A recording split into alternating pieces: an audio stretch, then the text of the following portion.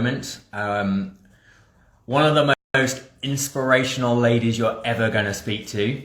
She has stories that are going to blow your mind, mostly involving sheep, cows, and cake, and a little bit of running in between. It's so nice to see all the faces popping up, people waving, super cool. So we're still running. We've got the guys in Fiji, New Zealand, Tonga. They are reaching the second half of their run, which is amazing. And for those people who are coming up later on, those people who haven't actually got involved yet, go to our website, onerun.global. Everything is happening on there. It gives you all the links to all the lives we're doing, all the performances that are happening today. It's going to be super, super cool. Amazing. Great. We're going to be getting Elise Downing in here any minute now. Yeah, when you're on the website, why not drop a donation in? We're getting loads of donations coming in, slowly feeding through. Super awesome. We're just waiting for Elise to come in now. But whilst you're at it, get on that website, get donating. Let's raise some money for No Hate, No Bully, Do Your Rights Camp, UNICEF, do something, No Bully, No Hate as well. Elise, how are you doing? Hey, was that my cue to come in, or am I too early? No, you're absolutely perfectly on time. Wonderful. Thanks, Danny. How are you today? Yeah, I'm not bad, thanks. I have got my top on. You just can't Hey, see it. excellent. And are you all set for your run tonight at 7 p.m? Yeah, I might have to do a different time zone. So yeah. I don't know who it is at like 1 o'clock this afternoon, but I'm gonna do a bit of time travel. We'll get on that, and I'll try and get by the end of this interview who's going to be running at 1 p.m. this afternoon UK time. That'll be, won't it? But that's totally fine. Loads of people are going to be doing it at different times because obviously life gets in, especially COVID life and all that sort of stuff gets in the way of so many things. But I actually really love it. I know there were some people that were running alongside our Kiribati runners earlier on. So that's so nice, isn't it? Starting us off, and little flurries of people all over the place, and then when it gets round to it, we'll be. I think the UK's got enough people are running at 7 p.m.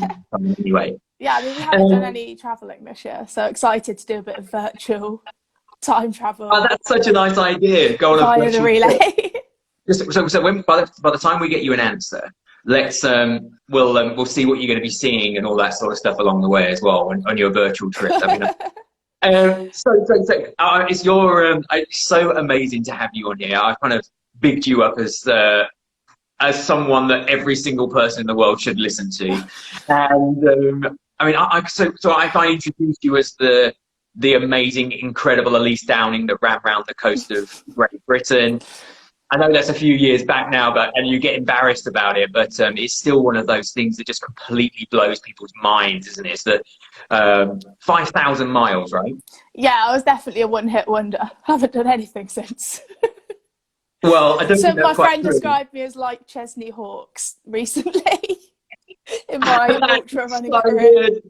But the thing is, everyone remembers Chesney Hawkes, so it's absolutely fine. It wasn't a comparison I was insulted by. So. No, absolutely not. So 5,000 miles around the coast of Great Britain. You were the first human to do this, weren't you? Male or female? No. So I was the first. I think I was the first woman. But a guy called Wayne actually started like 2 months before me from the same spot. So I was sort of chasing his heels the whole time. But it was actually really nice because I'm sure when you do this sort of thing, no one really, my friends and family are all really nice, but nobody really got why I was moaning quite so much about having wet feet constantly and stuff. So it's actually really nice to be able to call Wayne and be like, Wayne, I'm really miserable today, and he just got it. So actually, it was really nice that somebody beat me to it. It's the same with any adventure, isn't it? If nobody understands the suffering you're going through, other than the people who are with you or the people that have done that same sort of thing before. So it's really lovely to kind of to share those moments, isn't it? Yeah, definitely, because I think there obviously are the rubbish bits of it, and you obviously feel very lucky to be able to do it, but it's nice to be able to have a bit of moan to someone who really gets it. Just so we've got a whole load of people listening right now, so Give us one or two of the really, really bad moments so we can understand it a little bit. Um, Bad or weird? Both. Maybe the weird ones. Well, there was this one.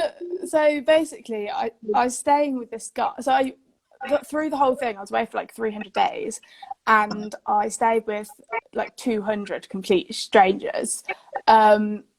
And like mostly everyone was really nice. I had this very fail-safe vetting process when someone emailed on Facebook to offer, like very kindly offer somewhere to stay. If like if someone had like children or a friend of a friend, I figured they probably weren't a serial killer.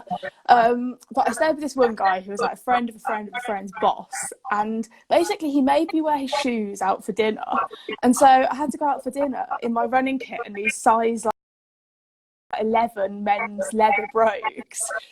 And he said we were going to his local for dinner, and I thought it'd be the local pub, and it turned out it was this really fancy restaurant, and we were sitting in a booth, and I think I accidentally went on a date with this man wearing his shoes. So that was my weirdest moment. Wow, yeah, that is quite strange, isn't it? Yeah.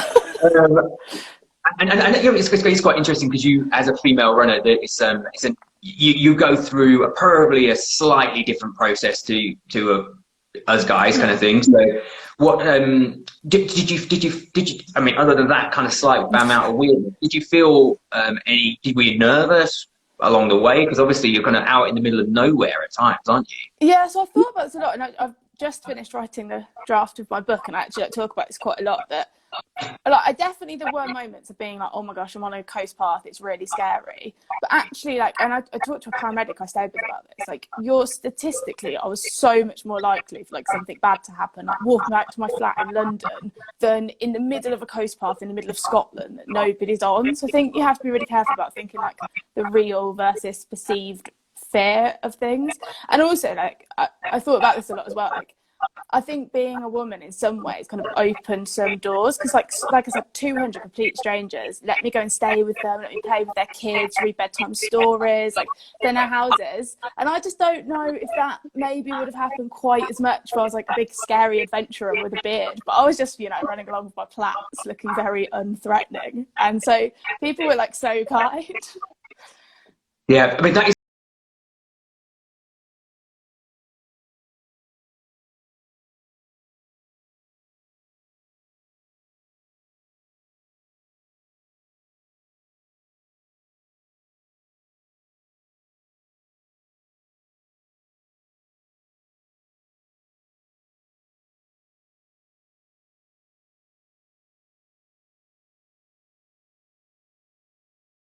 Place, like, let's go. And they were like running around trying to get their suitcases, and I was like, I can't believe you've still let me stay. Yeah, yeah, and anyone who's travelled anywhere in the world, really, because it's really nice actually to hear that Yeah. happens in the UK as well, because it happens so often in other places around the world that you kind of think, oh, would this happen at home? And then to hear you going around and having that happen is just such a, you know, a heartwarming feeling. But Yeah, and 100%. Because I remember I chatted quite a lot to Anna McNuff before I went, and she was running the length of New Zealand at the time, and she kept telling me how all these people would be nice to me. I was like, they won't in the UK. And I set off in my tent thinking, oh, I'll be camping every night and it'll be really lonely and it will just be me. But actually I had exactly the same experience. It may be more because I was posting it on social media and my friends and family were sharing it, I was actually getting in touch with a lot of people locally who then were really kind and came and ran with me and like kept me company and let me stay with them. So it was a really good way to sort of get in touch with those kind of local networks. So yeah, I didn't think it would happen at home, but it 100% does.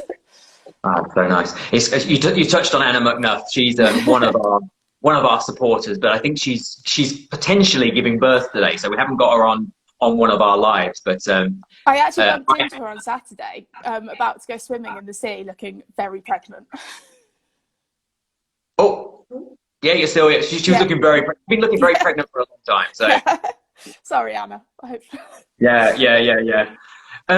So I've got a few kind of quick questions for you before we say goodbye. But really, I want to know give me your superpower for good. If you could have a superpower that could do good in the world, what would it be, and why? I'm gonna say this timely one because I've just made them, but I don't want to blow my own trumpet, but I think I do make the best brownies I've ever eaten, and everyone who has them is like blown away with happiness. So I've made a batch just now. So if you're in Bristol, I can verify that claim. Are you sending those worldwide to 195 different countries if there's people listening? I'm afraid not, but you've got to start local with your superpower, haven't you?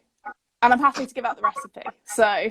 Oh, amazing, amazing. Well, anyone who loves brownies should get on your Instagram right now. Send you a message saying, send me the brownie recipe. They are. I can see Sophie's watching. She's eaten them. They are good brownies. Oh, amazing. She says they are really good, to be fair. Great. So Sophie, you talk about there is Sophie Radcliffe, who is going to be on a little bit later on as well. So we're going to be chatting with her, which is very, very nice. I'm loving the fact that, is it Sophie Radcliffe or Sophie McKeeman? Oh, Sophie McKeeman. Anyway. Oh, great. Oh, wonderful stuff. What about any advice for, for all runners, specifically females, a little piece of advice for our day? Because obviously we've got people running all through this 24 hours.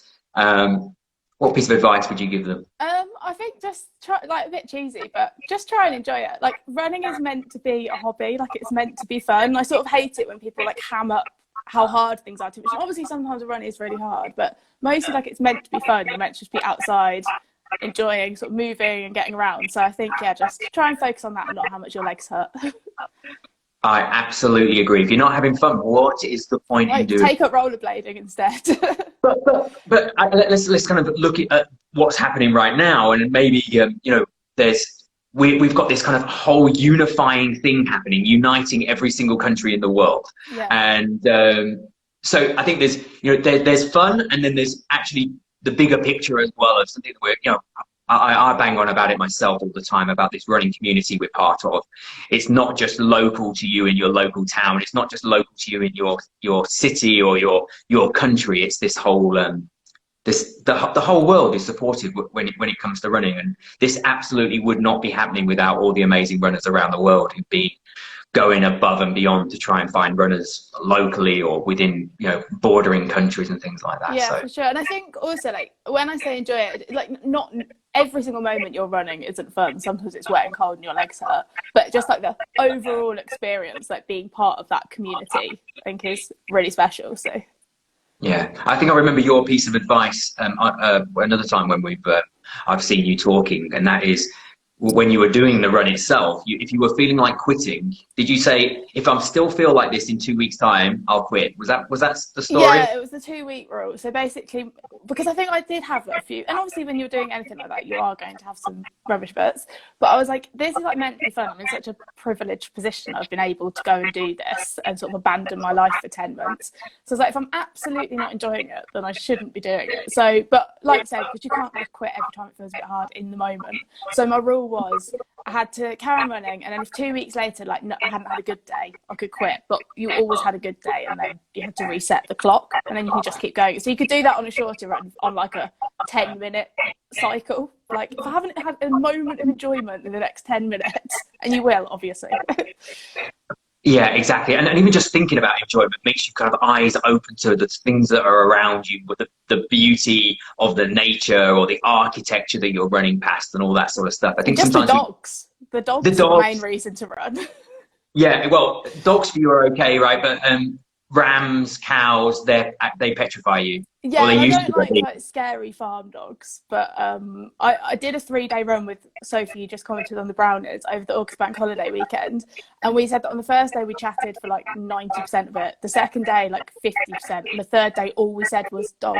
There's another nice dog, and that was our sole conversation. So that's all you need on a run. And that gets you through. Yeah. Amazing. Yeah. Brilliant, Elise. It's been an absolute pleasure chatting. Cool, thanks for having me. Enjoy your... Oh, wait, did we find out what time? Oh, it's on my thing somewhere. China, Brunei. Brilliant, yeah.